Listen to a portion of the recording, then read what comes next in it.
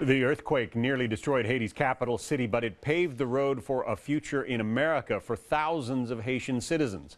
President Obama tried to deport some 30,000 Haitians in November, but after the earthquake, the president gave all Haitians in the United States, whether legal or not, temporary protective status. That allows them to stay in this country for 18 months. But as history shows, these visas generally are anything but temporary. William Lajeunesse live in Los Angeles with more on that. William?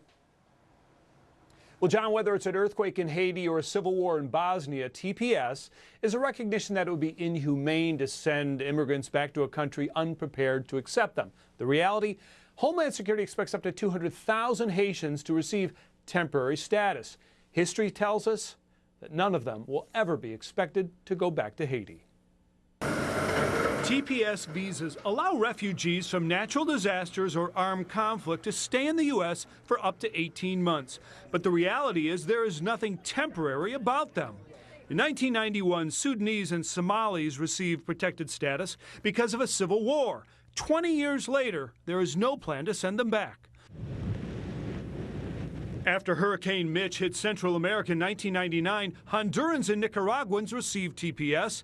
11 years later, most are still here. When an earthquake leveled El Salvador in 2001, over 200,000 people fled to the U.S. and remain here, even though things are back to normal back home. Individuals should be offered an opportunity to remain in the country because it is in the best interest of the home country. They can't return, but also ultimately they're also contributing to the well-being of the United States. Critics charge this program essentially legalizes immigrants who would otherwise be deported and brings in new immigrants who drain resources needed elsewhere.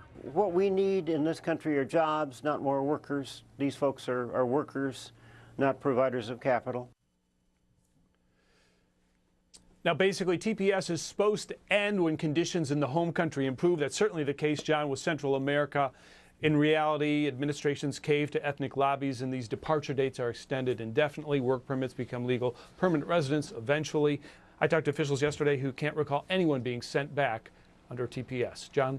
Interesting report. William Lajeunesse. Thanks.